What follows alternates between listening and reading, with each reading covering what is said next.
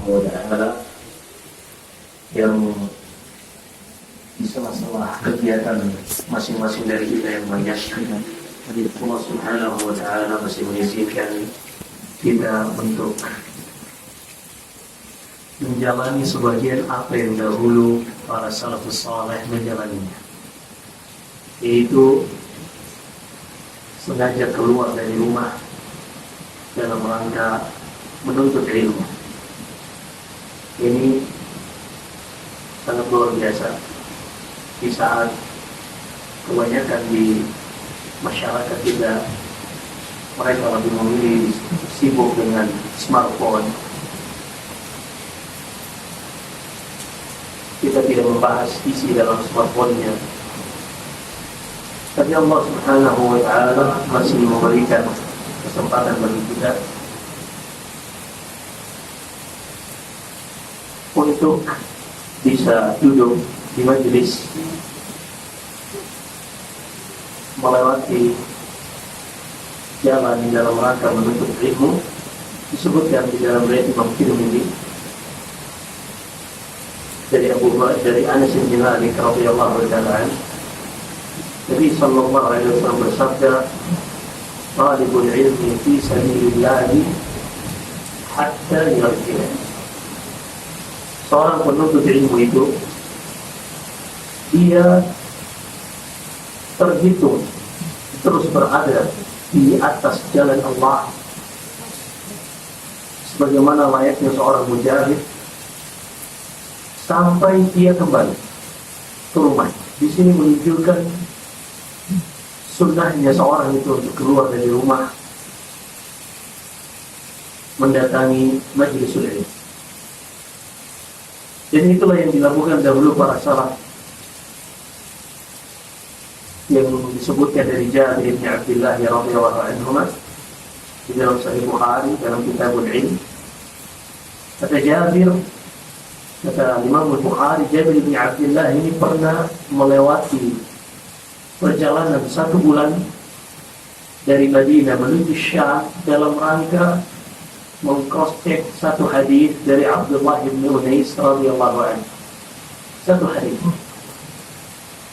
Motivasi Jabir, dia khawatir jangan sampai isi dari hadis tersebut perintah yang bisa membuatnya masuk surga tapi dia tidak kerjakan, atau larangan yang bisa menjadi sebab dia dimasukkan ke dalam neraka dan dia terjatuh ke dalam.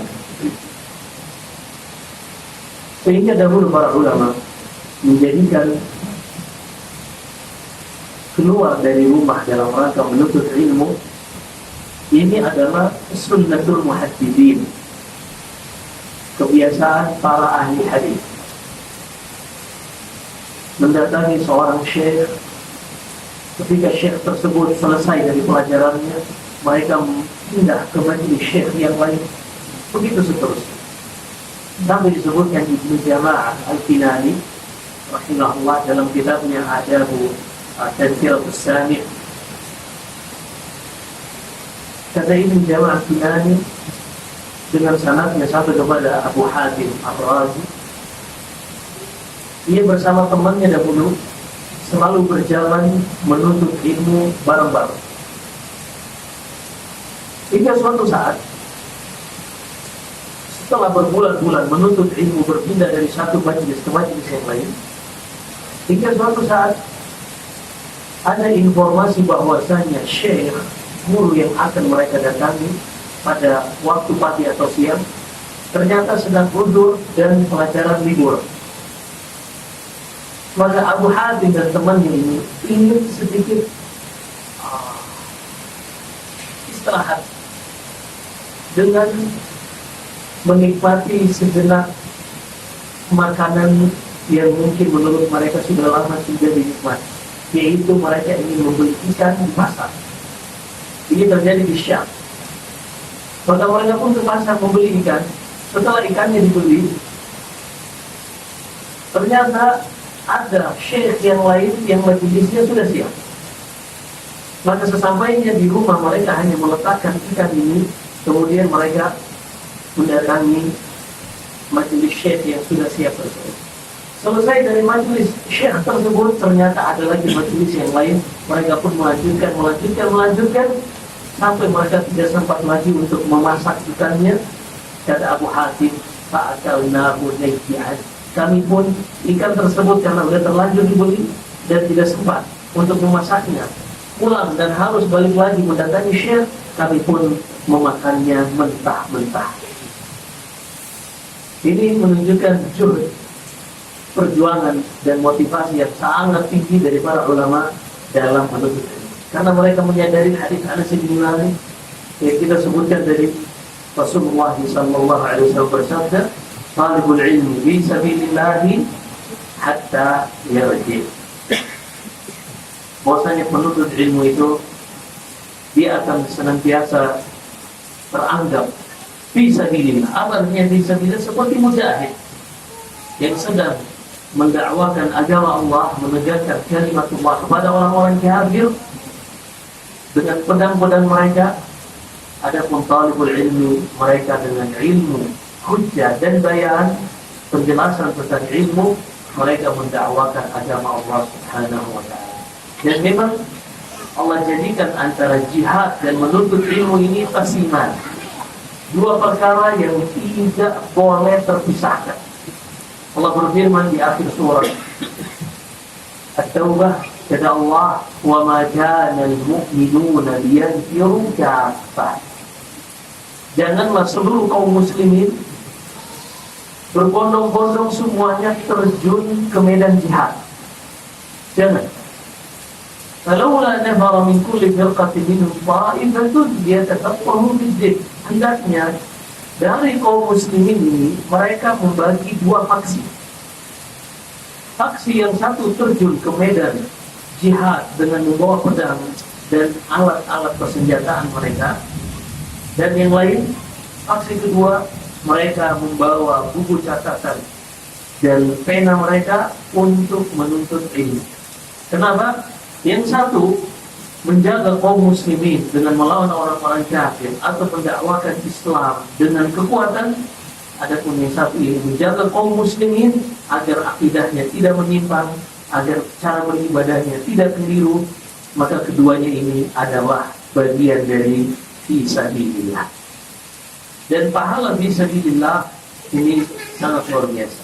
Disebutkan dalam Sahih Bukhari dalam Kitabul Iman, Nabi sallallahu alaihi wasallam bersabda, "Istadallahu liman kharaja fi sabilillah la yukhrijuhu illa imanun bi wa tasdiqun bi rusuli." Allah Subhanahu wa taala tidak pernah menyegerakan pahala suatu amalan melebihi jihad.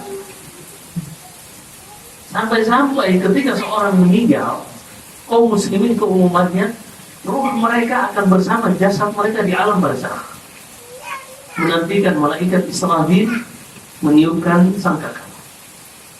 Tapi kata Nabi sallallahu alaihi wasallam, "Arwahus syuhada fi hawasil tayrin bi anhari fil jannati fi anharil jannati ya'kulu min thimariha." Adapun ruh-ruh para syuhada, mereka berada di tembolok-tembolok burung-burung yang berterbangan di surga, yang berpindah dari satu dahan ke dahan yang lain, yang menikmati buah-buahan yang ada di surga, khusus bagi para syuhada. Tidak ada satupun amalan yang Allah segerakan pahalanya dari orang yang berjuang fisabilillah, yang ketika ia meninggal menjadi syahid. Juga disebutkan oleh Nabi sallallahu alaihi wasallam dalam hadis Sahih Bukhari dari yang kita bawakan, "Laula an asyqa ala ummati." Kalau seandainya aku tidak memberatkan umatku, niscaya setiap ada jihad, aku akan berada di garis paling depan. Kenapa? Harapannya agar aku bisa terbunuh oleh orang kafir, aku pun mati syahid, dan Allah nanti ketika berjumpa dengannya, Allah akan berikan pilihan kepada orang yang mati syahid ini, "Wahai hambaku, harapkanlah sesuatu." Maka aku akan meminta kepada Allah agar Allah menghidupkan aku kembali, kemudian aku diizinkan berjihad, kemudian terbunuh lagi oleh orang kafir. Begitu seterusnya. Begitu besarnya pahala yang Allah berikan bagi orang yang mati syahid. Sehingga ketika perang Uhud, di tahun ketiga Hijriah di bulan Syawal. Di antara yang terbunuh seorang yang bernama Abdullah ibn Amr ibn Haram, ayah dari Jabir ibn Abdullah. Ketika terbunuh, jenazahnya dimutilasi oleh orang-orang kafir. Artinya, ketika orang kafir berhasil membunuh Abdullah ibn Haram ini, mereka mencincang-cincang, menyayat-nyayat tubuhnya hingga mengenaskan jasadnya untuk dilihat oleh anaknya. Akhirnya para sahabat ketika Jabir ingin melihat jenazah ayahnya ini, mereka menghalangi Jabir karena dikhawatirkan dia tidak kuasa menahan dirinya. Hingga akhirnya jenazah ini diangkat dan Rasulullah tidak melarang Jabir untuk melihat ayahnya. Lalu kata Jabir, ketika ditanya oleh Rasulullah SAW, "Ya Jabir, ma yubkik?" Wahai Jabir, apa yang membuatmu sedih? Kata Jabir, "Wahai Rasulullah, inna abi mata wa taraka banatin." Wahai Rasulullah, ayahku wafat dan ia meninggalkan beberapa anak perempuan yang tidak ada yang bisa menafkahi mereka kecuali aku.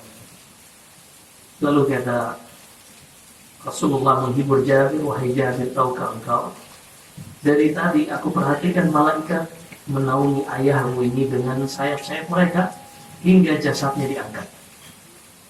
Dan ma min insanin illa wa kallamahu min wara'i hijab illa abad." Dan setiap orang yang Allah ajak bicara selalu di balik hijab kecuali ayahmu. Faqala tamanna ya 'abdi. Allah mengatakan kepada ayahmu, "Wahai hambaku, harapkanlah sesuatu. Wahai hambaku, harapkanlah sesuatu." Apa kata Abdullah bin Haram? "Ya Allah, aku mengharapkan kepadamu agar engkau mengembalikan aku hidup di dunia, kemudian aku berjihad dan terbunuh kembali." Begitu hebatnya pahala fi sabilillah. Apa kata Allah? "Innahu sabaqa minni anna man sara ilayya annahum la yarji'un." Sayang sekali wahai hambaku, telah berlalu ketetapanku di dalam takdirku bahwasanya siapa saja yang telah datang kepadaku, dia tidak akan bisa kembali lagi hidup di dunia. Syahid ikhwani habibakumullah wa akhawati habibakunallah. Ketika seorang berada fi sabilillah, dia sedang berada pada taufik dan hidayah dari Allah Subhanahu wa taala yang Allah tidak berikan kepada semua orang. Dan kenapa Allah Subhanahu wa taala izinkan seorang berjalan fi sabilillah ini? Ternyata karena orang tersebut memiliki kebaikan di dalam hati dan mau menjalani sebab-sebab. Allah sebutkan ini di akhir surat Al-Ankabut, ayat paling terakhir, kata Allah, "Walladzina jahadu fina lanahdiyannahum subulana wa innallaha lama'al muhsinin." Dan orang-orang yang bersungguh-sungguh meniti jalan menuju kami, yaitu fi sabilillah, maka kami akan tunjukkan jalan-jalan kami. Dan sungguh Allah Subhanahu wa taala senantiasa bersama orang-orang yang berbuat ihsan di dalam beribadah kepada Allah, dan ihsan berbuat baik sesama hamba-hamba Allah Subhanahu wa taala. Maka ini awal dari daurah kita bersyukur kepada Allah Subhanahu wa taala memberikan hidayah dan taufiknya, menggerakkan hati kita sehingga kita bisa datang ke tempat ini untuk belajar. Maka niatkan utamanya untuk belajar. Adapun healing dan setelahnya ini yang kedua, ketiga, dan keempat. Nah, sayang sekali kalau kita hanya datang jauh-jauh dengan sekian drama yang dilewati, hanya mendapatkan healing doang. Padahal kan ketika kita niatkan untuk Allah, pahalanya dapat, insya Allah healingnya juga dapat. Itu muslim yang cerdas, disebutkan Ibnu Qayyim rahimahullah. Baik, insya Allah kita akan mulai daurah kita di sesi pertama ini, membahas kitab Nawaqidul Islam yang ditulis oleh Syekh Islam Al-Mujaddid Muhammad bin Abdul Wahhab rahimahullah ta'ala. Baik. Di dalam kitab ini beliau akan menyebutkan 10 poin dari pembatal-pembatal keislaman. 10 poin dari pembatal-pembatal keislaman, bukan menyebutkan secara menyeluruh dari pembatal-pembatal keislaman. Karena pembatal-pembatal keislaman itu tidak hanya terbatas pada 10 poin ini saja. Hanya saja yang disebutkan dari 10 poin ini yang lebih sering dan lebih banyak terjadi kasusnya di lapangan. Sehingga harapannya ketika seorang muslim mempelajari hal ini, dia bisa menghindarinya. Sebagaimana ucapan seorang penyair, "Araftu syarra la bisyarri walakin bitawaqqih, wa man lam ya'rif asy-syarra min al-khairi yaqa'u." Aku mempelajari tentang keburukan dan kejelekan itu bukan untuk melakukannya, bukan, tapi agar aku bisa melakukan tindakan preventif menjauh dari hal-hal yang buruk tersebut, agar aku tidak terjatuh kepadanya. Karena siapa saja yang tidak mengetahui keburukan dari kebaikan, potensi dia untuk terjatuh ke dalam keburukan sangat besar. Maka ini tujuan para ulama menyebutkan tentang misalnya pembatal-pembatal sholat, makruhnya sholat, pembatal-pembatal puasa, pembatal-pembatal amalan, termasuk pembatal-pembatal keislaman. Jadi jangan disalahpahami sebagaimana tuduhan sebagian orang bahwasanya kitab ini ditulis untuk mengkafirkan kaum muslimin.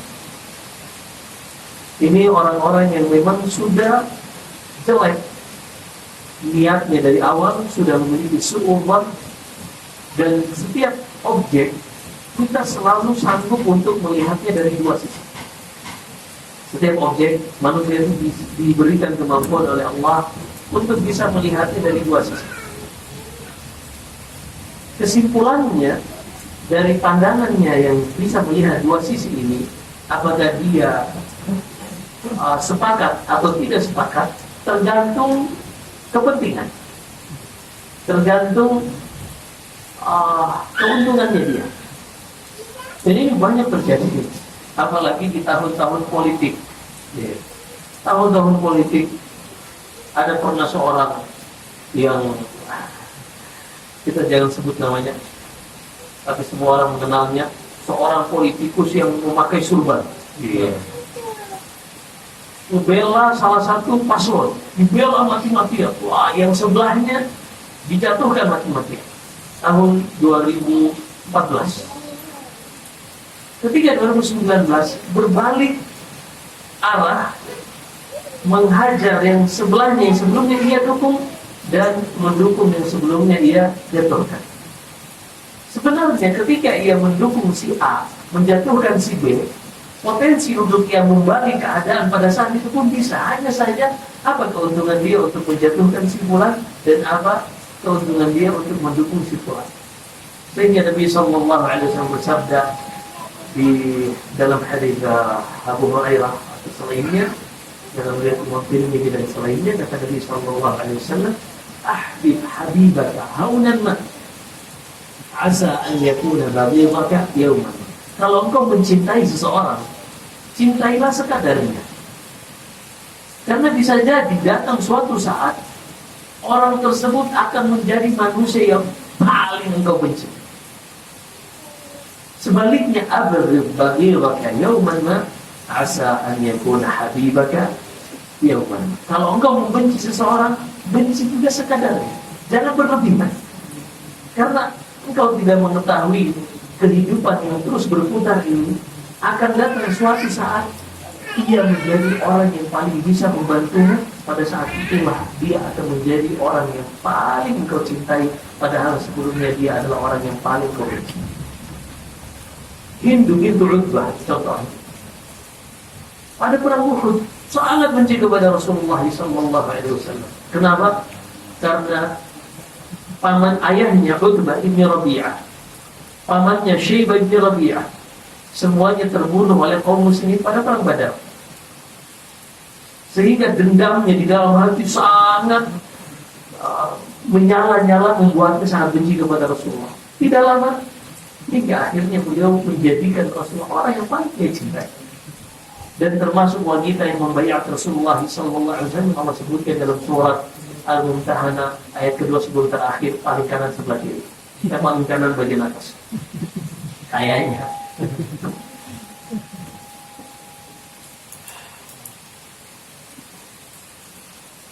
Tapi nyetir dari macet Januari.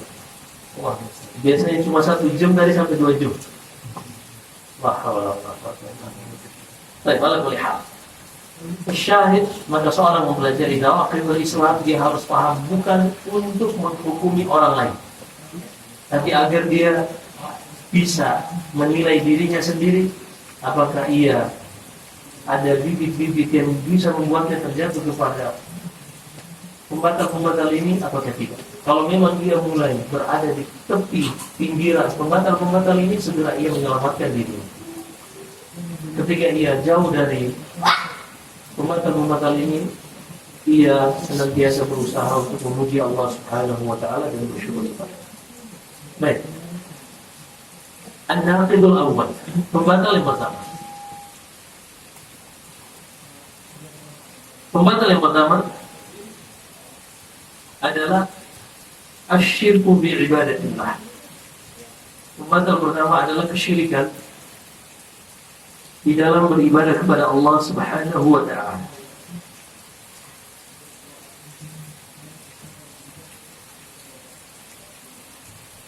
Sebagaimana Allah Subhanahu wa ta'ala berfirman, "Inna Allaha la yaghfiru an yushraka bihi wa yaghfiru ma duna dzalika liman yasha'."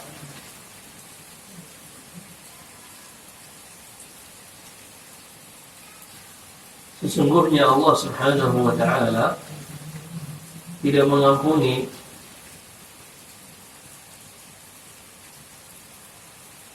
dosa menyekutukan Ia, dan Allah mengampuni dosa selain.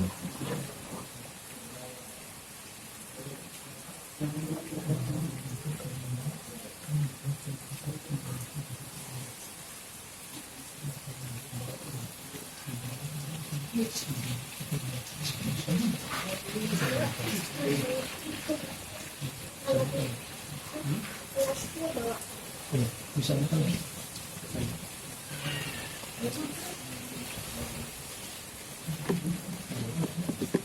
bilang Imam Sadiq cucu.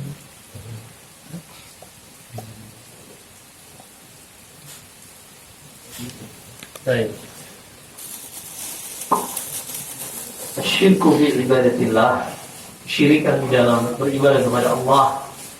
Ini adalah pembatal yang paling pertama dan paling utama, yang paling besar, yaitu ketika seorang melakukan kesyirikan di dalam peribadahan kepada Allah Subhanahu wa ta'ala.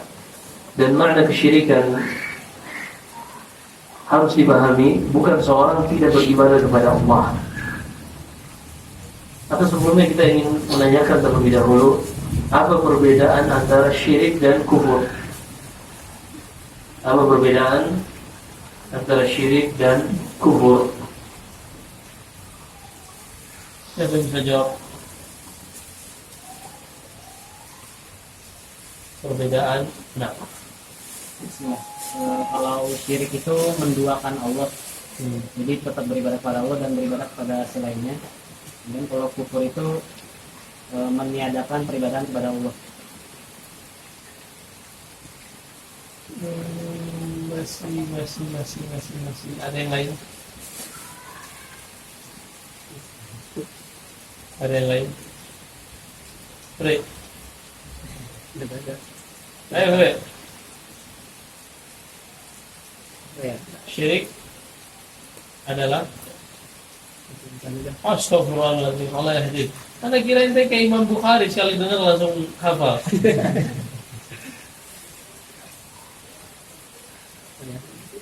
Siapa yang bisa? Nah, Kalau syirik itu mengeluarkan pelakunya dari Islam. Kalau kufur bisa mengeluarkan dari lakunya dari Islam. Syirik belum benar. Ada yang lain? Saya nggak tahu. Subhanallah, ini standar paling minimal seorang dikatakan sunni itu harus paham ini. Iya. Bukan ente siapa yang loyal dengan ustadz, paling dekat dengan ustadz, ring satu ustadz baru dia salafi. Nggak ada kayak gitu. Itu standar hizbiyah. Seorang salafi itu yang paham apa itu syirik, apa itu kufur, sehingga dia jauhi. Dia tidak mencampur adukan antara keduanya. Ada yang bisa? Jangan sampai atau pindahin ke akhwat. Apa perbedaan antara syirik dan kufur?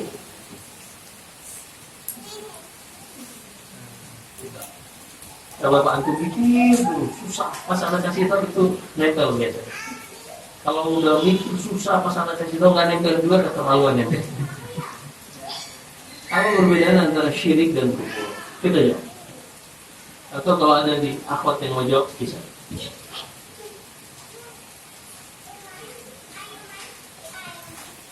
Baik, kalau nggak ada kita. Karena itulah fungsi menuntut ilmu. Nggak apa-apa, nggak tahu. Yang penting dalam posisi belajar itu dimaklum. Tapi kalau udah nggak tahu dalam posisi mengajar itu repot. Baik, asyirku. Habis. Kita kan ada yang duduk. Iya. Perhatikan di sini asyirku. Syirik itu sebagaimana yang disebutkan para ulama, taswiyatu ghairillahi billah, menyetarakan selain Allah dengan Allah. Sebagaimana Allah sebutkan di dalam surat Asy-Syu'ara, surat para penyair, bukan para pemusik. Kalau itu diterjemahkan para pemusik boleh, nanti akan ada orang yang menamakan surat Ad-Dukhan sebagai surat rokok. Karena dukhan itu menurut orang Arab adalah rokok. Mamnu' tadkhin, dilarang merokok, ya. Mamnu' dukhan, iya kan? Boleh nggak kira-kira surat Ad-Dukhan surat rokok? Tuh, kenapa semuanya paham? Bahwasanya dukhan itu artinya rokok. Kan gitu kan maksudnya? Baik, malah gelap. Dipahami tadi? Taswiyatu ghairillahi billah. Gak usah diterjemahin ya? Antum belum bisa bahasa Arab? Serius? Masya Allah. Ingatkan, nanti kita balik ke situ. Definisi syirik. Apa yang menghalangi antum gak bisa bahasa Arab? Ngaji udah berapa tahun? Ada yang ngaji di sini baru 2 tahun. Atau rata-rata lebih dari 2 tahun. 3 tahun lebih, 4 tahun. Masya Allah. Anak coba riset.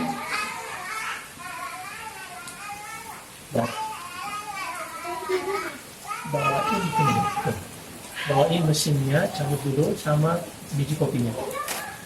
Bawa satu-satu. Cabut dulu dong, kabel. Lihat dulu kabelnya tarik. Nah. Oh, mesinnya ke sana.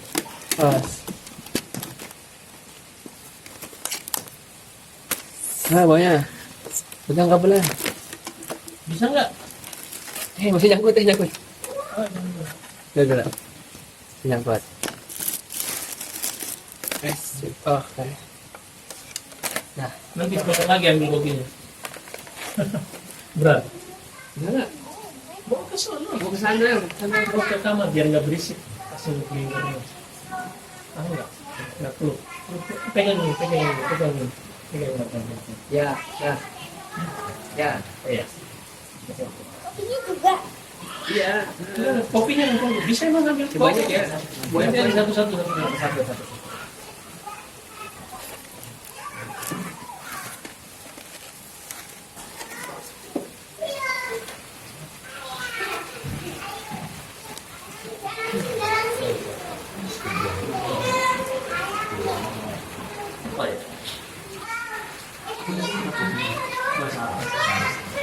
Anda coba berpikir saja. Jadi sebelumnya ada yang sudah meriset bahwasanya kosakata dalam bahasa Arab itu ada 12 juta. Ada 12 juta. Tapi akal tadawulan yang banyak digunakan dalam komunikasi sehari-hari hanya 15.000. Hanya 15.000. Dan bahasa Arab itu ada 4 tujuan pembelajaran. Yang kalau seorang salah strategi di dalam 4 tujuan pembelajaran ini, dia akan mengambil kesimpulan bahasa Arab itu susah untuk dipelajari. Padahal sebenarnya bukan susah, hanya dia salah jalan. Ulangi untuk espresso ada 15 ya, 15 gram atau 13 gram ya. Timbangannya juga. Ini 15 gram. 15 gram ya. Timbangannya juga. Timbangannya beda. Enggak ini timbangannya. Baik.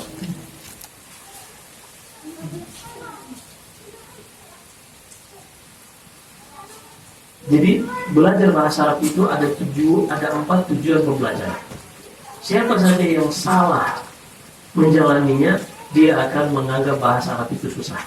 Antum pernah mencoba belajar bahasa Arab? Susah kan?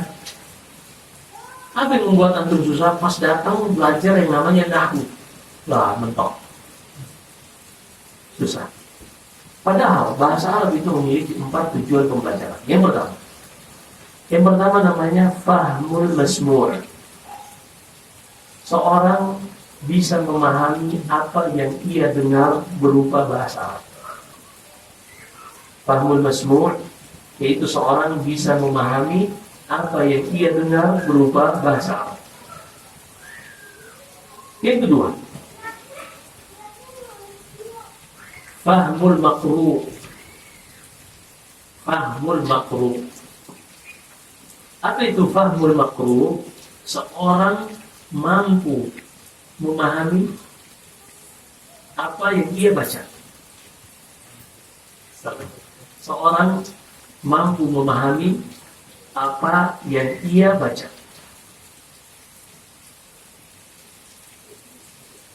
Yang ketiga, takwinul jumal, merangkai kalimat. Yang ketiga, merangkai kalimat.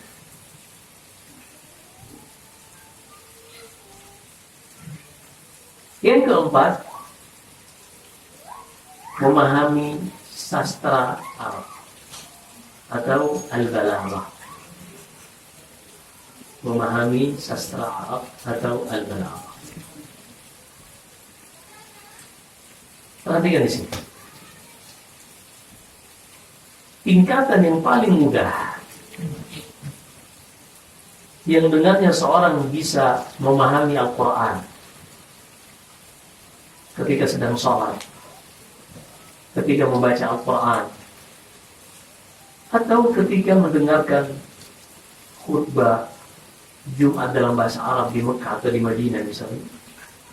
Ini paling mudah yang semua antum sanggup, wallahi, apalagi antum semua masih muda-muda. Anak tunjuk semuanya, Pak. Anak nggak kecuali masih muda-muda. Potensi untuk bisa pada tujuan pembelajaran yang pertama, yaitu fahmul masmu' sangat memungkinkan lebih dari 50%. Apa maksudnya? Antum semua bisa untuk memahami ayat Al-Quran yang dibaca oleh imam pada salat jahriyah, atau ayat Al-Quran yang sudah antum hafal. Gimana caranya? Caranya adalah dengan menghafal atau memperbanyak kosakata. Nggak usah mikirin tentang ilmu nahwu dan tata bahasanya. Tinggal ini. Karena misalnya, ketika antum datang ke salah seorang ustadz yang ngajarin nahwu misalnya, dan dia sedang membahas tentang ilmu nahwu, pas antum datang, dia langsung bahas tentang ja'a Zaidun. Ya kan? Siapa yang pernah dengar ini ja'a Zaidun? Langsung di-i'rab, ja'a fi'lun madhin mabniun 'ala al-fath la mahalla lahu min al-i'rab. Zaidun fa'ilun marfu'un wa 'alamat raf'ihi dhammatun zahiratun fi akhirih li'annahu ismun mufrad. Wal fi'lu wal fa'il jumlah mufidah, jumlah ismiyah, jumlah fi'liyah. Li'annaha mabdu'atun bil fi'l. Apa tadi Ustaz? Akhirnya, wah, kayaknya bukan bidang ada bahasa Arab Ustaz. Anda kayaknya harus pindah bidang yang lain kayaknya. Ini karena memang kita langsung dihadapkan dengan istilah-istilah asing. Istilah-istilah asing. Tapi kalau seandainya antum udah punya kosakata, misalnya anda kasih kosakata doraba. Doraba itu artinya memukul, iya kan? Doraba memukul.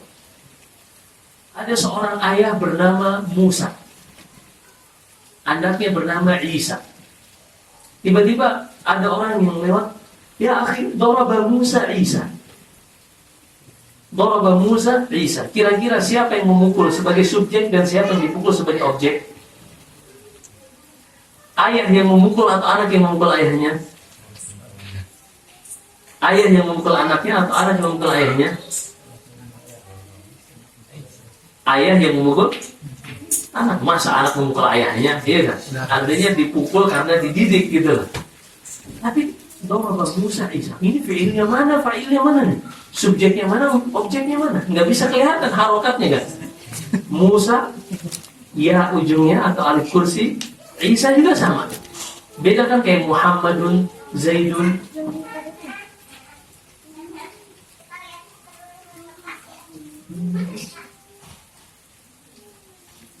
Bahwa kita lagi daurah, jadi bukan tentang pengajaran barista itu.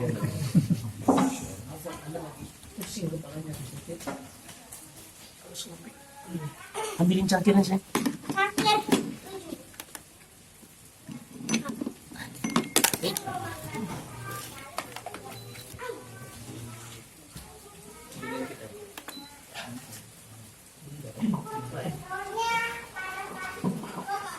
Bring glass.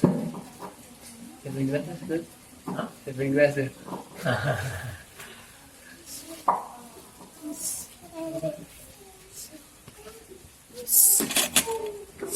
Kalau ini gelasnya letak. Ada yang lain. Baik, sampai mana tadi? Tadi, doraba Musa Isa. Musa ayahnya dan Isa anaknya. Mau dibalik-balik seperti apa ya? Doraba Isa Musa atau doraba Musa Isa, Musa doraba Isa dan seterusnya, kita udah paham gitu. Yang memukul adalah sang ayah, yang dipukul adalah anak. Allah berfirman, wa idh ibtala Ibrahim rabbuhu. Ibtala artinya menguji. Siapa yang menguji dan siapa yang diuji? Apakah Allah yang menguji ataukah Nabi Ibrahim? Yang menguji adalah Allah. Kan seperti itu. Nah, karena kasih contoh di lapangan tentang fahmul masmu' ini adalah tujuan mempelajari bahasa Arab yang paling ringan. Jadi di Mekah dan Madinah, majelis. Belum tahu.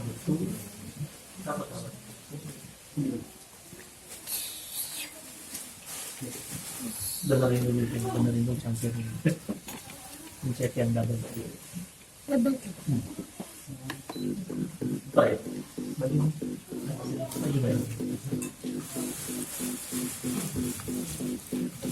Masih ada lagi yang datang. Tidak boleh disalurkan. Sayang ini mereka nggak dapat. Ya Kasih ya Ustaz, kasih. udah dengar ini. Ada yang satu. Mau bahas akidah tahawiyah atau ini hadiah nih? Hadiah. Oh, masya Allah. Anak kasih pertanyaannya dari awal. Ya, yang bisa mengulangi ucapan Anda dari awal sampai akhir. Banyak lah, tambahin yang manual ya. Baik. Maka perhatikan di sini contoh realnya di lapangan. Jadi di Mekah dan Madinah sampai 35 ya. Di Mekah dan di Madinah ada Masjidil Haram, ada Masjid Nabawi. Khutbah Jumat selalu dengan bahasa yang namanya fusha, bahasa resmi, bahasa Al-Quran. Padahal warga sekitar menggunakan bahasa namanya amiyah, bahasa pasaran. Dan contohnya, kaifa haluka, Ini bahasa Arab Fusha. Bahasa Amianya apa? Shlonek. Ya, atau Shlonek. Seperti itu. Intinya sangat jauh.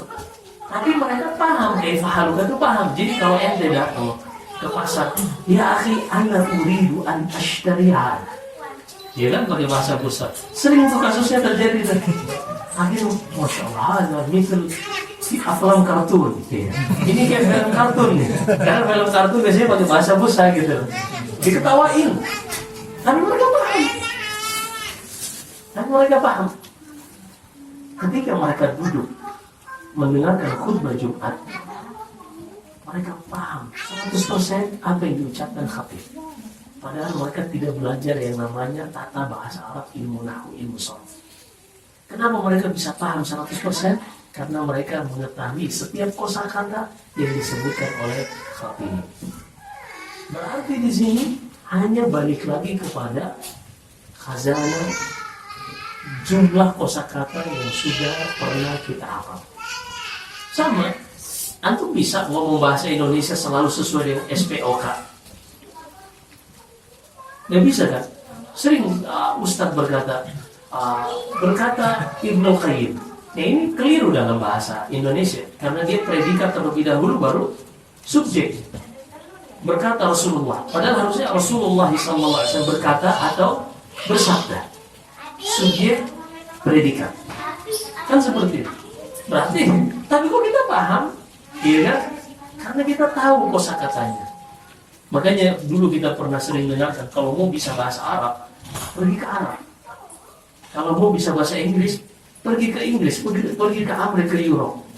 Apa sebenarnya yang tersembunyi di balik itu? Karena ketika kita berada di sana, kita terbiasa mendengarkan kata-kata tersebut yang akan memperbanyak jumlah kosakata kita. Jadi baliknya pada kosakata. Baliknya pada kosakata. Maka di sini merugi kalau antum di usia seperti ini tidak pernah mengambil bagian dari Al-Quran, khususnya untuk tujuan pertama seorang bisa capai dari mempelajari bahasa Arab. Dan tadi kita sudah sebutkan ada riset yang menyebutkan jumlah kosakata dalam bahasa Arab itu 12 juta. Yang sering dipakai 15.000. Kalau seandainya antum menguasai sepertiganya saja, berarti 5.000. Itu sudah sangat nyambung. Artinya sepertiga berarti dari 10 kata yang diucapkan, antum bisa tahu di situ 3 atau 3 lebih sekian. Itu kan bisa diraba-raba. Bukankah banyak beberapa kata yang kata-kata kontemporer, misalnya istilah-istilah anak jaksel misalnya, sebenarnya kita nggak paham tuh, tapi kita tahu dari sisi siap, artinya dari sisi konteks kalimat tuh. Oh, ini maksudnya ini nih. Apa misalnya kata terbaru yang anak belum paham? Soalnya anak orang gunung ya, jadi di desa tinggalnya nggak ngerti anak jaksel. Apa ya contohnya? Yang kemarin anda dengar kata apa ya? Kodam saja. Hah? Kodam. Kodam jin maksudnya. Hah? Oh, kalau itu bahasa sihir itu. Itu emang bidang ada tuh untuk mentahdir yang seperti itu. Oh, saja. Apalah bahasanya, intinya atau anda jelasin ke antum deh. Ada satu kosakata yang mungkin antum jarang dengar, atau mungkin ada juga yang udah dengar. Tambah lagi manual saya 30 detik lagi yang manual. Tahu nggak? 30 detik. 30 yang manual 30. Sampai berapa nomornya? 30 itu 30. Masih manual. Ya, kurang. Apa ya? Anda kasih contoh. Anda punya satu istilah namanya Milky Way. Pernah dengar Milky Way? Ya udah selesai. Pernah dengar Pak? Oh, udah. Anda kasih contoh ya. Itu orang gaul semua sih. Oke, Anda punya istilah. Istilahnya namanya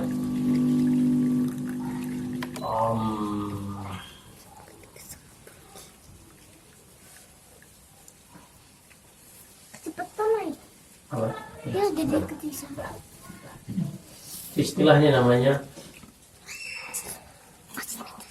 lactobacillus. Lactobacillus. Nggak semua tahu kan? Nggak semua tahu kan? Nah, Anda sebutin. Manusia di dalam pencernaannya, di dalam ususnya, di dalam usus manusia, dalam proses pencernaan membutuhkan yang namanya lactobacillus agar bisa mengurai makanan yang ada di dalam perutnya. Kira-kira lactobacillus ini jenis apa? Bakteri.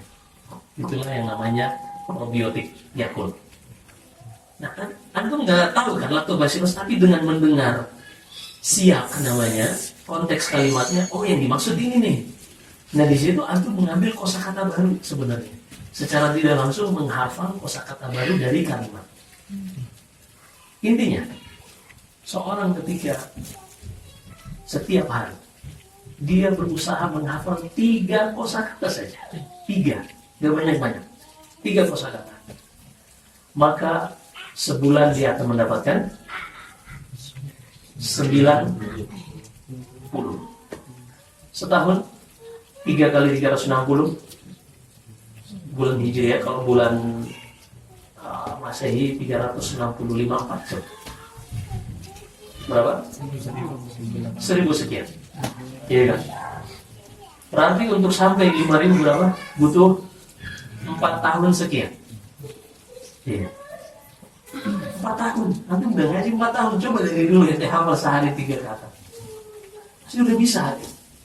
Hanya kan butuh orang-orang yang benar-benar serius di dalam mencapai tujuannya. Makanya Allah sebutkan di akhir surat Al-Ankabut yang kita sebutkan tadi, walladzina jahadu fina, orang-orang yang bersungguh-sungguh mengerahkan seluruh kemampuan mereka dalam meniti jalan kami, orang-orang seperti itulah yang akan kami tunjukkan jalan-jalan kami. Subhanallah. Jadi butuh yang namanya keseriusan al-juhud, seriusan di dalam menjemput hidayah Allah Subhanahu wa ta'ala. 4 tahun. Kita ketemu 4 tahun lagi. 2028. Ya kan? Jangan cuma pamerin udah nikah doang. Ya kan? Udah punya pekerjaan. Tapi tentang ilmu akhirat yang besar. Sekarang pertanyaannya, ente menuju kepada kekekalan dalam hidup ini atau menuju kepada perpindahan ke alam barzakh dan alam akhirat? Jawabannya yang pertama atau yang kedua? Yang kedua. Tapi anehnya kita lebih memilih untuk mempersiapkan yang pertama tadi. Seakan-akan kita akan hidup 1000 tahun lagi. Padahal dia udah mati, dia bisa hidup sampai 1000 tahun. Ya kan? Nah ini kita harus cerdas dan benar-benar bersungguh-sungguh di dalam menjalani meniti jalan menuju Allah Subhanahu wa ta'ala. Baik. Ini Anda harap oleh daurah buat Anda. Oleh daurah pulang di sini mulai besok bahkan hafal 3 kosakata. Dan kita muslim dimudahkan oleh Allah untuk menghafal Al-Quran, untuk menghafal kosakata ini karena sebagian kita sudah menghafal ayat-ayat dalam Al-Quran, baik itu juz 30, itu sangat membantu. Karena seorang untuk menghafal satu kata, dia harus melewati beberapa tahapan. Pertama, berkenalan dengan kata itu, kemudian menghafal lafaznya, kemudian mengetahui artinya, kemudian mengetahui penggunaannya. Jadi kalau kita sudah hafal lafaznya hanya belum tahu arti dan penggunaannya, berarti kita sudah melewati beberapa tahapan. Dan ada satu kamus khusus untuk kosakata dalam Al-Quran, judulnya Tuhfatul Arif. Kitab ini disusun berdasarkan abjad pada kata-kata yang ada di dalam Al-Quran. Ini salah satu insya Allah kita ingin jadikan proyek khidmat bagi kaum muslimin. Sebenarnya belum ada yang terjemahin. Nanti kita coba terjemahin, kita bagikan bebas untuk kaum muslimin insya Allah. Karena kita pengen semua ikhwan kita, khususnya akhwat-akhwat kita, memiliki standar minimal fahmul masmu'. Kasihan kalau nggak paham bahasa Arab, akhirnya ngajinya gitu-gitu terus, nggak pernah naik levelnya. Kalau jamaahnya ngajinya gitu-gitu terus, ustadznya juga malas murojaah. Karena ustadznya modal retorik aja udah jadi. Orang nggak ada yang bisa kritik. Akhirnya ustadznya nggak pernah datang pakai kitab pun nggak ada masalah deh, nggak pakai kitab pun nggak ada masalah. Yang dilihat apa? Akhirnya yang dilihat ustadznya, ustadz udah punya pakai jam tangan baru. Ustadz bajunya hari ini ganti lagi. Serius? Sampai saya datang di salah satu masjid, saya dibilang, Ustadz, antum kayak manekin. Ente kayak manekin, sekarang kayaknya ente ganti baju terus deh, warnanya ganti terus. Saya bilang, anak nggak ngerti yang gitu-gitu. Intinya di Depok, Anda tinggal di komunitas owner produk jubah itu ada sekitar 4 orang, dan masing-masing ini pengen Ustadz tuh pakai bajunya mereka gitu lah. Jadi setiap keluar produk baru diantarin ke rumah Ustadz. Padahal Ustadznya bukan brand ambasador juga gitu. Dia untung aja dia dapat apa-apa, Ustadznya nggak dapat fee juga sebetulnya. Nggak ya kan gitu. Nah orang-orang ini ngasih hadiah, kalau kita ngasih ke orang lain juga, mereka ingin Ustadz tuh pakai.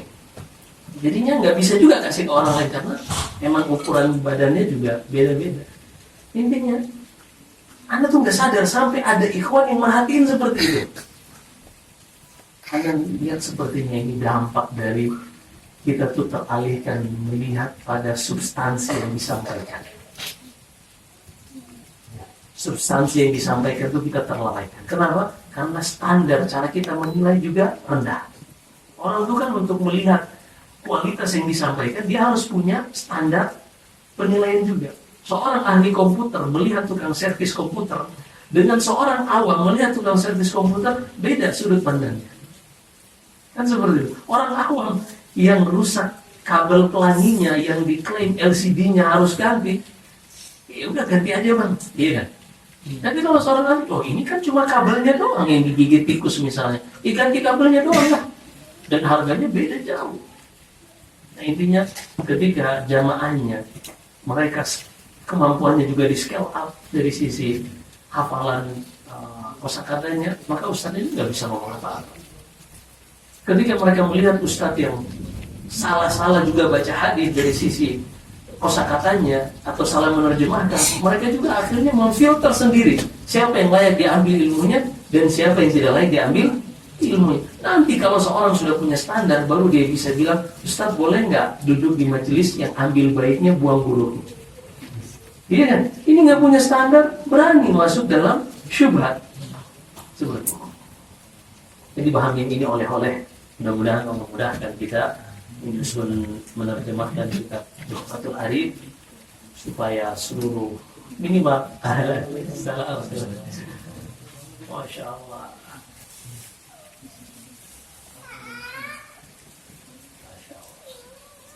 Kebagian nggak? Ayo maju. Kasihan yang di belakang. Di.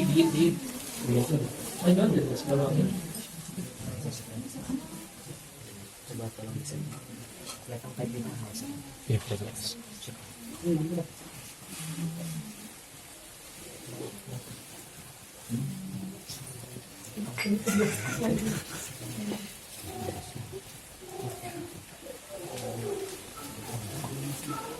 Baik, mudah-mudahan ini bisa menjadi oleh-oleh. Mungkin Anda nggak bisa bergantung sebuah benda untuk menjadi cindera mata, tapi jadikanlah tadi sebagai kenangan. Antum bisa mengingatnya. Fahmul semua 3 hari 3 kata 1 hari. Caranya supaya antum bisa menguji antum itu serius nggak sih? Jangan pernah makan siang kalau ente belum hafal. Iya, harus ada kita tuh jadi gini. Dalam hidup ini, bidang apapun kita harus punya yang namanya target, dan kita harus menjalani prosesnya. Dalam bidang apapun. Nanti ingat, terkadang seorang dia namanya angan-angannya itu terlalu panjang. Waqarat kubur amani kata Allah dalam surat Al-Hadid. Apa makna angan-angan yang panjang? Dia punya target tinggi, tapi dia tidak menjalani sebab dan prosesnya. Seperti ucapan seorang penyair, tarjun najata. walam tasluk masalika inna safinata la tajri 'ala al-yabasi. Engkau menginginkan kesuksesan tapi tidak menjalani prosesnya. Nah ini kan bertentangan dengan realita, karena yang namanya perahu, kapal itu nggak mungkin bisa berjalan kecuali di lautan. Kalau di daratan nggak akan bisa berjalan. Kita harus menjalani sunnatullah yang namanya hukum sebab akibat. Pada seorang ketika dia sudah memiliki target tujuan hidup, dia harus memasang dan memandang benar-benar target tersebut dan mulai menjalani proses dan sebab-sebab. Ingat, selalu kelalaian kita pada menjalani proses dan sebabnya ini. Kita tidak memiliki bahan evaluasi apakah proses kita ini sudah berjalan baik. Kita harus punya beberapa indikator dengannya kita mengetahui bahwasanya hari ini kita lalai dalam menjalani prosesnya. Hari ini kita luput menjalani sebabnya. Bagaimana caranya? Salah satunya seperti itu tadi. Jangan makan siang kalau belum hafal 3 kosakata. Masya Allah. Iya. Akhirnya tiap hari kelihatan nggak makan siang juga. Ternyata susah ngapalin Ustaz. Gampang kok, insya Allah gampang. Baik, kita lanjut insya Allah dalam pembahasan kita. Jam 5 doang, Bu. Syirik dan kufur. Ini mau ngapain nanti? Hujan, bro. Oh ya, baik. Laras. Kita belajar an-naqidul awal.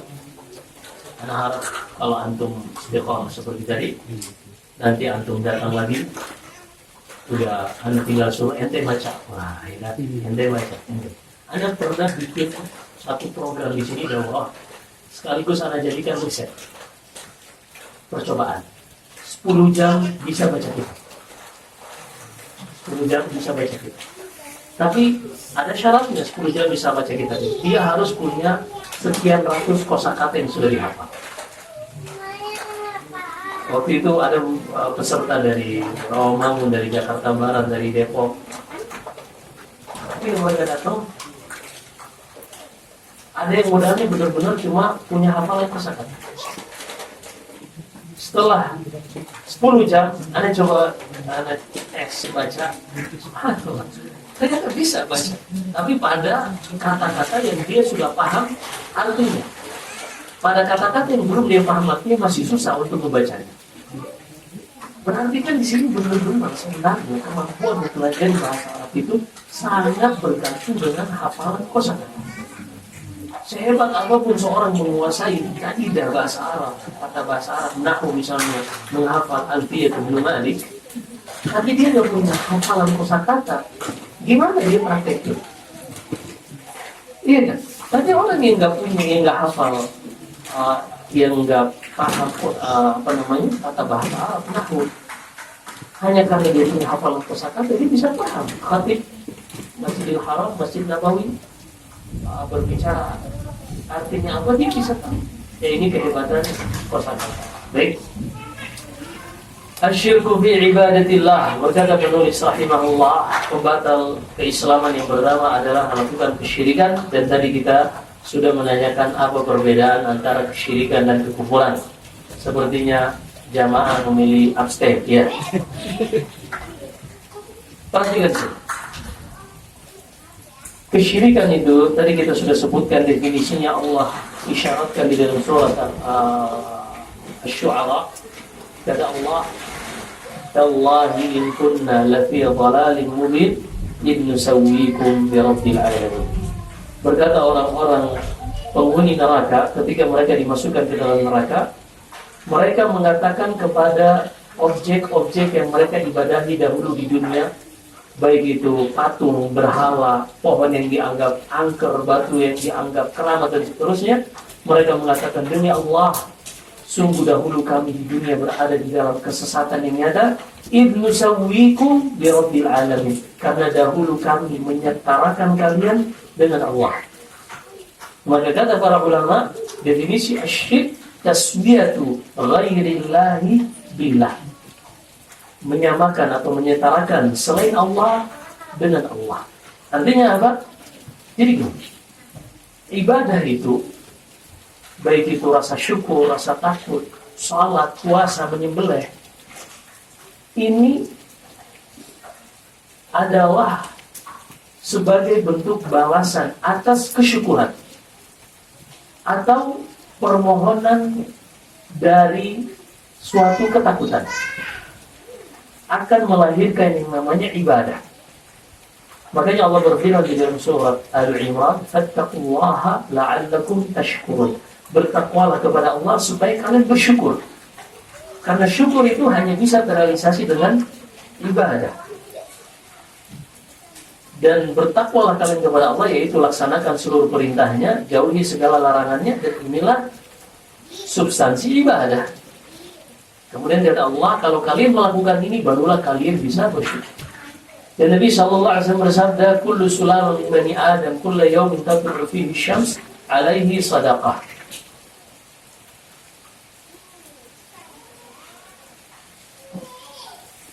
Setiap hari matahari terbit, setiap sendi manusia ini wajib untuk disedekahkan sebagai bentuk rasa syukur kepada Allah Subhanahu wa Ta'ala. Hadis yang masyhur sepertinya Abdul sudah mendengarkan. Kita lanjut, hampir habis waktunya. Ini definisi syirik, menyertakan selain Allah dengan Allah. Artinya yang berhak untuk diibadahi itu hanyalah Allah. Kenapa? Karena hanya Dia yang bisa mencipta, mengatur, di antaranya memberi rezeki, memberi sakit, memberi kesehatan, hanya Allah. Dan juga hanya Dia yang memiliki seluruh apa yang ada di alam semesta ini. Tiga hal ini mencipta, mengatur, dan memiliki alam semesta ini hanya Allah Subhanahu wa Ta'ala yang bisa melakukan itu semua. Adapun selain Allah, tidak ada yang bisa melakukan semuanya. Misalnya Yesus yang diibadahi oleh orang-orang Nasara. Apakah Isa bin Maryam dia yang mencipta manusia? Bagaimana mungkin dia mencipta manusia? Dia belum ada, Nabi Adam sudah ada. Bahkan Nabi Isa ini dicipta oleh Allah. Sehingga kata Allah kepada orang-orang Nasara dalam surat Al-Imran, "Inna mathala Isa 'inda Allahi kamathali Adam, khalaqahu min turab, thumma qala lahu kun fayakun." Wahai orang-orang Nasara, jika penciptaan Nabi Isa itu membuat kalian kagum, terheran-heran hingga menjadikannya sebagai Tuhan, mengangkatnya sebagai Tuhan, harusnya kalian lebih pantas untuk mengangkat Nabi Adam sebagai Tuhan.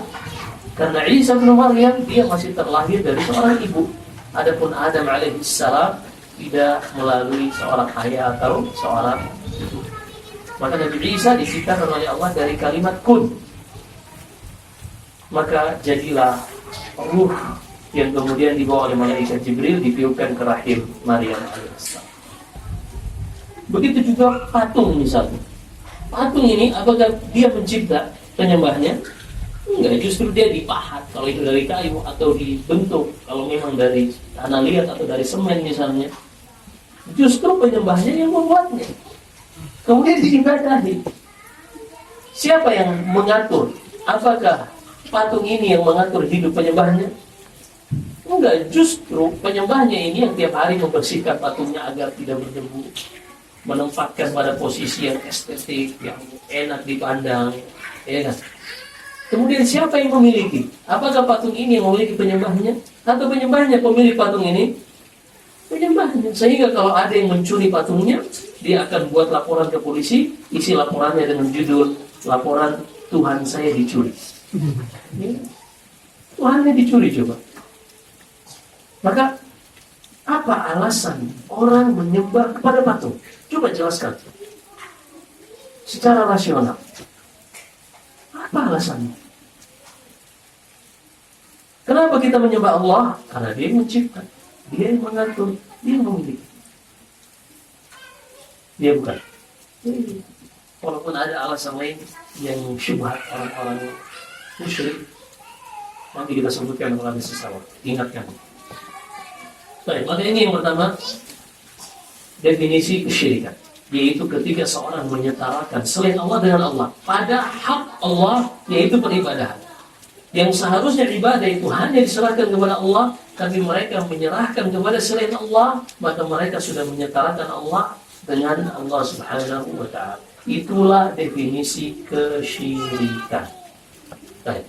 Adapun kekufuran, kekufuran adalah al-juhud atau juhudu ma amara Allahu bil iman bih. Juhudu ma amara Allahu bil iman bih.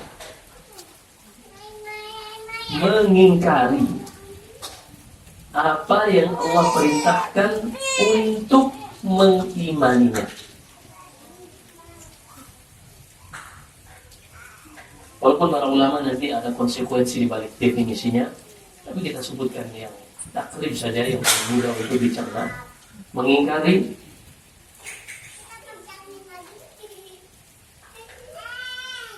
apa yang Allah perintahkan untuk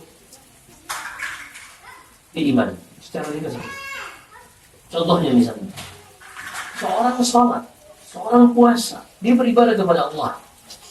Kalau syirik tadi, dia misalnya dia menyembelih untuk Allah, dia juga menyembelih untuk penghuni kubur misalnya, dia juga menyembelih untuk penjaga gunung, dia juga menyembelih untuk jembatan angker misal, atau pohon yang dianggap keramat. Maka ini dia telah menyetarakan objek-objek selain Allah tadi dengan Allah, sebagaimana kesyirikan orang-orang jahiliyah dahulu. Allah sebutkan dalam surat Al-An'am, وَجَعَلُوا لِلَّهِ شُرَكَاءَ وَجَعَلُوا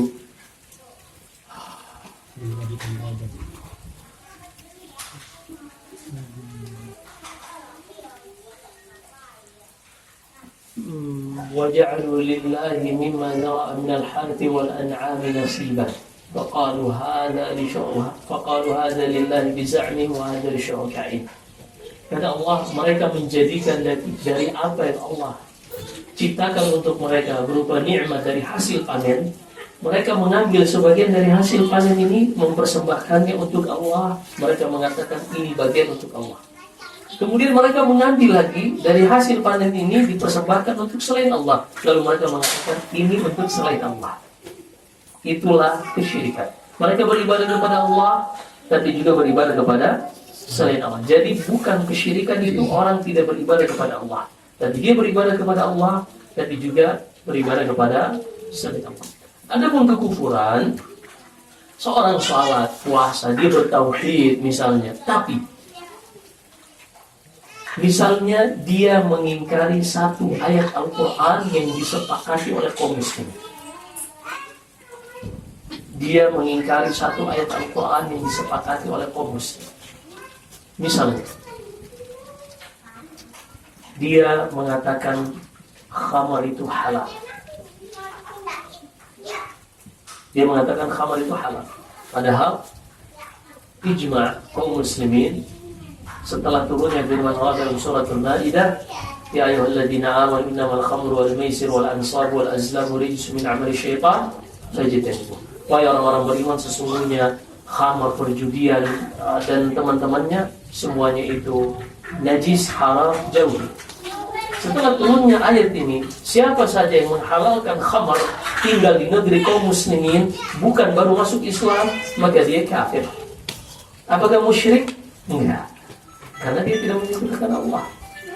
Hanya saja dia mengingkari sesuatu yang harusnya dia beriman akan hal tersebut berkaitan tentang keharamannya. Bisa dibedakan sekarang ya? Atau misalnya seorang tidak beriman kepada Nabi Isa, tapi dia tidak menyekutukan Allah. Dia salat, puasa dan seterusnya. Hanya saja dia tidak beriman kepada Nabi Isa. Apa hukumnya? Kafir, murtad. Kenapa? Allah berfirman di dalam surat Asy-Syu'ara, surat para penyair. Bukan profesi. Anda akan terus ulang-ulangi agar bersih ini dari kepala antum. Karena kadang syubhat itu sekadar kita dengar terus ternyanyian hingga kadang keluar di saat alam, di luar alam sadar kita. Itu syubhat seperti itu, masuk. Lama kelamaan antum lupa tuh itu dengarnya dari siapa? Apa dari Ustaz Sunnah atau dari Ustaz Syubhat? Kan begitu sering. Makanya hadis dhaif itu para ulama larang untuk menyampaikannya, walaupun untuk menjelaskan hukumnya. Kenapa? Karena ketika orang awam dengar Dengar dari Ustaz Sunnah nih yang menyampaikan. Dan Ustaz Sunnah ini misalnya menjelaskan hadis tersebut palsu. Tapi kan nggak semua orang bisa menghafal ucapan orang itu dari A sampai Z.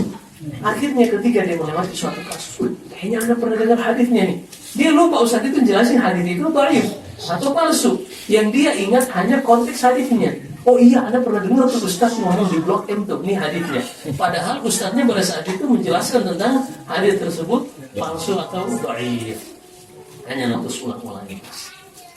Allah berfirman, "Kadzabat qaum Nuhin al-mursalin." Kaumnya Nabi Nuh telah mendustakan para rasul.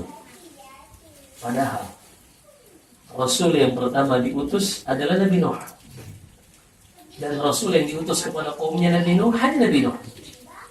Lalu bagaimana mungkin dikatakan mereka mendustakan seluruh rasul? Paham balaghah Al-Quran di sini? Kedalaman sastra Al-Quran. Artinya kata para ulama disebutkan Ibnu Katsir dan selainnya, siapa saja yang kufur tidak mengimani satu rasul, sama saja dia mengingkari seluruh rasul.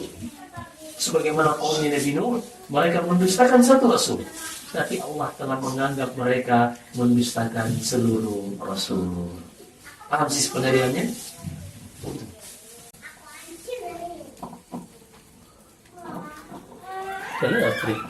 Cukup. Kita baca habis begini.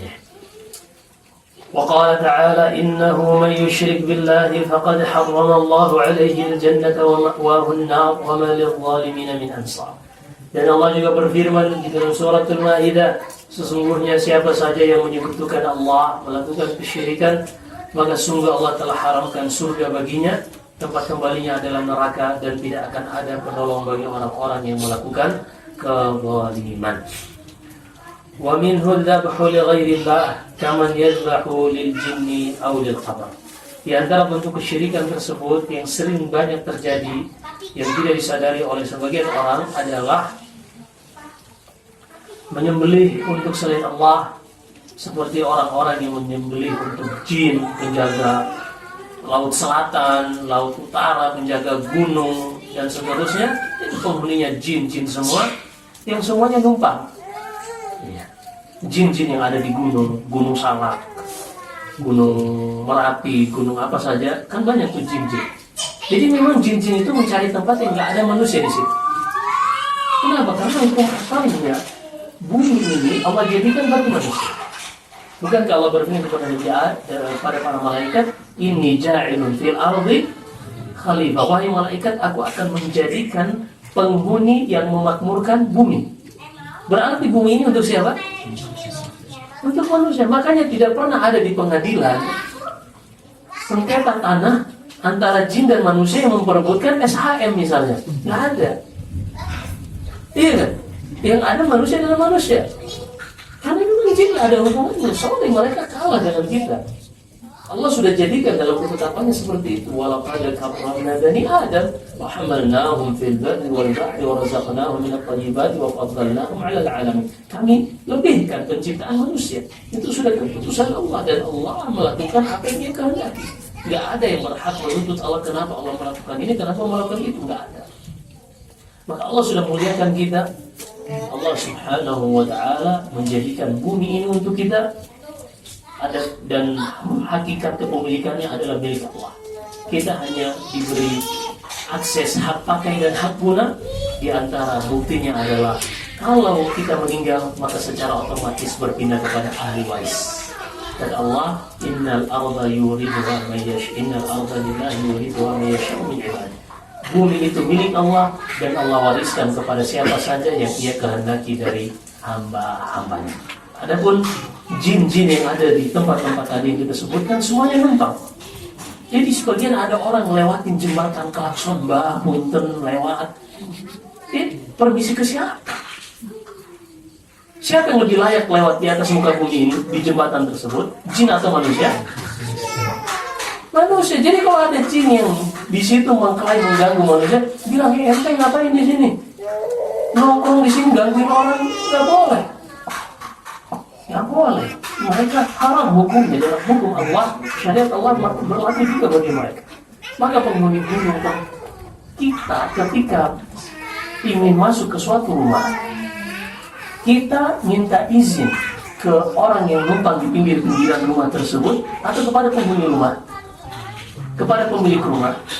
Kita izin kepada pemilik rumah, ngapain kepada yang numpang? Maka ketika kita khawatir ada gunung yang meletus, kita meminta perlindungan kepada siapa? Kepada Allah, pemilik gunung. Ngapain minta kepada pemilik gunung? Pemilik gunung nggak bisa mengusah. Ada tuh yang sampai memberikan sembahan-sembahan sajen dan seterusnya, akhirnya gunungnya meletus juga, mati dia. Ini kan? A'udzubillahi min dzalik. Fasyahid ikhwani hafizakumullah wa akhwati jami'an, ini pembantah Islam yang pertama. Kita mempelajarinya sebagaimana kita sebutkan tadi, bukan untuk mengkafirkan kaum muslimin, tapi untuk diri kita sendiri. Kita mengetahui keburukan, kejelekan, sehingga bisa membuat kita melakukan tindakan-tindakan preventif, menjauhi dari keburukan dan kejelekan dari pembatal-pembatal keislaman ini, menjauh darinya agar kita tetap istiqamah di atas Islam hingga kita berjumpa dengan Allah Subhanahu wa taala. Ini kapan? Terakhir amal sekarang. Persesi itu. Ya persesi. Persesi. Baik. Persesi 3 apa? 3-3-nya ini atau 3 sesi? Iya. Itu doang. Ya udah, nanti anak tambahin hadiahnya dari saya. Hadiahnya futsal, minum gratis. Tapi ada syaratnya. Harus apa? Hanya untuk honeymoon. Ya. Apa juga? Hah? Apa juga? Aku juga bisa. Baik, pertanyaan. Sebutkan 4 tujuan yang bisa dicapai seorang dalam mempelajari bahasa Arab. Jangan buat catatan. Tes masih ada nggak sisa-sisa DNA Imam Bukhari di sini? Kalau DNA Nabi kan diragukan tuh, makanya nggak mau tes DNA kan?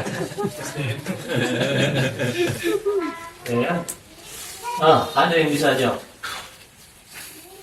Kerjasama akhi ente 2 dan 2, nanti bukunya kita sobek bagi 2.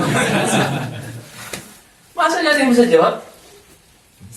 Nah, kalau salah aku yang traktiran. Boleh nggak seperti itu? Boleh. Judi seperti itu boleh. Hah? Tak boleh. Boleh nggak? Habis sih waktunya. Kalau penasaran nanti kita jawab pada sesi berikutnya. Tanyakan.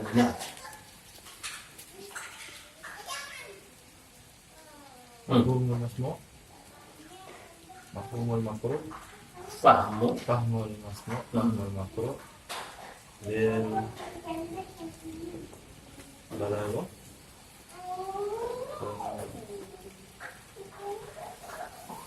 Dia jawab 3/4. Anda sobek ini bukunya. Masih kurang. Ada lagi? Akhwat silakan kalau ada yang mau jawab. Jumal. Apa gitu istilahnya? Siapa yang bisa menyempurnakan? Oh ya, antum enak udah dengar dari dia. Nah, Fahmul masmu', apa itu artinya? memahami yang didengarnya. Oke. Kemudian yang kedua, fahmul makruh, memahami yang dibicarakan. Dan Oke. Yang dibicarakan dan didengar sama artinya. yang dibaca. Oke. Nah, Kemudian yang ketiga, tanwinul jumlah. udah. Bahasa Arabnya salah, coba terjemahnya. Terjemahnya aja. Nah. Merangkai kata. Iya, Masya Allah. Antum kalau merangkai kata emang jaga.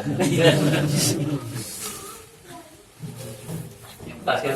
Fahmul balaghah, Nah, apa itu balaghah? tata bahasa. La. Apa itu balaghah? Sastra. Nah, Masya Allah. Baik, sampai di sini pertemuan kita sesi pertama. Ada berapa sesi? 3.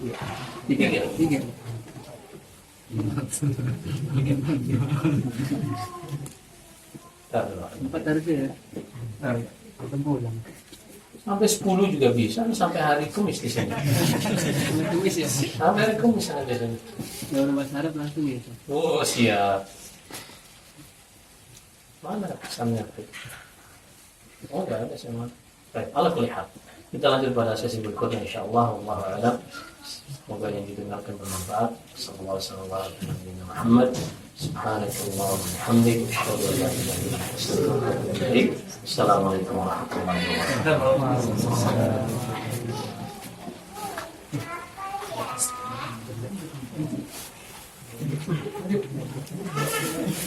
Ada MC-nya, Ustaz. Ada MC-nya. Oh iya, Ada MC-nya. silakan. Lanjut.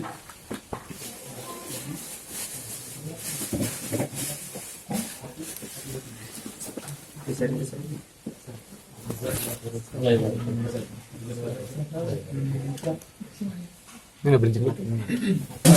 Paling pojok di bawah. Ya, iya.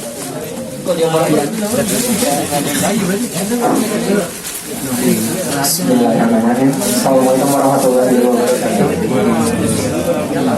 Bismillahirrahmanirrahim. Assalamualaikum warahmatullahi wabarakatuh. Baik, teman-teman, gimana nih? Jika sampai kita langsung menikmati sajian ilmu dari Ustaz ya, ya. Kira-kira dari yang Ustaz sampaikan berapa persen nih yang kita pahami, teman-teman? Insya Allah, semoga Allah semuanya memberikan kepada kita semuanya ilmu yang bermanfaat, baik di dunia maupun di akhirat. Baik teman-teman, insya Allah setelah ini teman-teman panitia akan membagikan konsumsi ya. Sebelumnya udah pada makan siang belum ya teman-teman? Belum, Masya Allah. Masya Allah ya, di sini kita makan bareng-bareng mungkin ya. Sama kayak tadi Ustadz bilang sampai lupa makan. Masya Allah. Beli doang tapi nggak dimakan. Tapi insya Allah mungkin kita habis ini mau makan di sini atau di di depan. Nah, tapi sebelum itu insya Allah kita mau ada sesi ta'aruf nih, sesi saling berkenalan. Insya Allah kita akan bagikan nempek ya. Ya bagian aja. Dibagikan nempek ya insya Allah. Langsung aja disebut aja namanya. Disebut di atas. Nanti anak akan sebutkan namanya ya. Nanti teman-teman bisa maju ke depan untuk mengambil nempeknya masing-masing ya insya Allah ya. Yang sambil makan. Oh gitu. Enggak sebentar dong. Ini perkenalan langsung ke depan bawa makannya. Gak usah maju nggak apa-apa, berdiri aja mungkin. Sendiri aja nggak ini yang tadi oper. Oh gitu ya siap. Baik, langsung aja ya. Ada panggil yang pertama Akhina Reza. Boleh berdiri. Oh iya. Mana yang kosong? Oke, jadi perkenalannya sambil berjalan aja insya Allah ya, supaya teman-teman belum pada makan ya. Mengambil waktu. Selanjutnya atas nama Amma. Apa? Diri biar tahu lihat mukanya. Oh, ya. Hamam. Selanjutnya atas nama Farhan. Kemudian berikutnya atas nama Denny.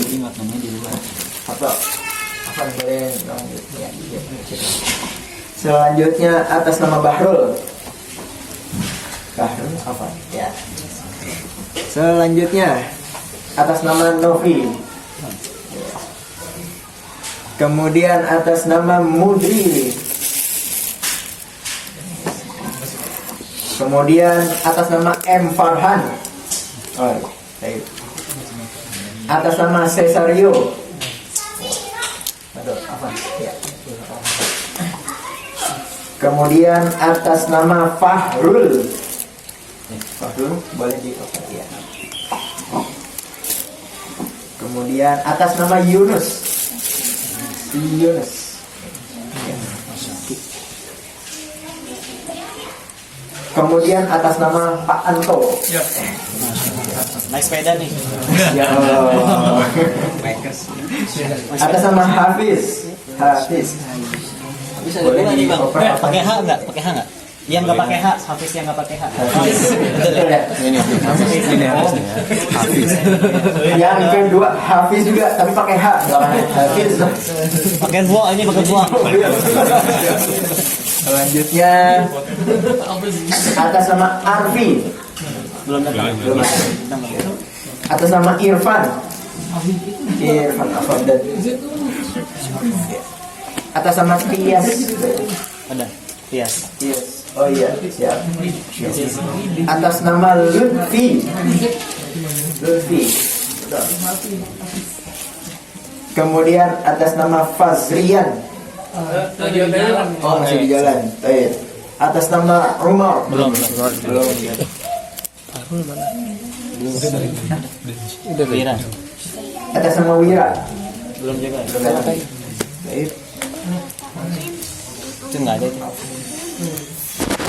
Yang terakhir atas nama Bahar. Atas nama Bahar. Nah, ya. Siapa yang belum dapat name tag boleh tunjuk tangan. Satu kan 30. Siapa yang belum dapat name tag boleh tunjuk tangan. Ibu-ibunya 7. Anak-anaknya berarti cuma sih Baik, 3 ya. berarti insya Allah udah semua ya. Insya Allah udah semua. Jadi Anak-anaknya name tag itu fungsinya insya Allah untuk teman-teman saling berkenalan ya, supaya kita sama-sama kenal gitu kan. Punya anak nggak ada. Ini nomor Ya. Assalamualaikum warahmatullahi wabarakatuh. Alhamdulillah wassalatu wassalamu ala rasulillah ma'bad. Untuk para peserta daurah Ukhuwah Nurin, semoga ya Allah berkahi dan memberikan kesehatan. Untuk name tag untuk para ikhwan kalau bisa selalu dipakai selama acara daurah berlangsung sampai besok, karena niat dari panitia mengadakan daurah ukhuwah Nurin ini semoga kedepannya kita bisa menjadi ukhuwah yang kuat di Nurin, yang beribu-ribu orang sudah datang Nurin, dan insya Allah kita nggak hanya part 1 ini, insya Allah kita akan ngadain part 2, part 3 dan seterusnya, insya Allah. Dan semoga saling dukung di sini karena Allah, dan kita ingin semua yang ada di Nurin ini insya Allah kita juga bakal ngikut sama kita gitu. Insya Allah kalau Allah mudahkan, target dari panitia 6 bulan 2 kali. Jadi per 6 bulan kita ada daurah 3 bulan. Ntar sesi kedua sesi selanjutnya 3 bulan lagi. Jadi per 6 bulan tuh 2 kali insya Allah. Dan kita insya Allah kalau Allah mudahkan lagi ke depan kita udah insya Allah mengajak Ustaz Farhan lagi Ustaz Farhan Abu Furayhan untuk daurah yang selanjutnya, dan mungkin ditambah nanti beberapa Ustaz lagi insya Allah. Jadi selama di sini kalau ada yang merasa nggak enak badan atau kekurangan dari makannya atau apa, tolong info untuk kepanitiaannya, karena kita juga di sini jangan sampai ada yang tidak kita inginkan terjadi gitu. Yang panitia yang pakai tali dilihat aja, nanti langsung ngomong aja sama panitianya. Dan kalau misalnya ada langsung yang mau ditegur atau kasih masukan buat panitia, langsung ngomong aja nggak apa-apa gitu ke kita. Sekian dari itu, selamat berilah bersama ilmu di Kafam Mahat Al-Wahyain. Semoga Allah mudahkan kita sampai besok. Wassalamualaikum warahmatullahi wabarakatuh.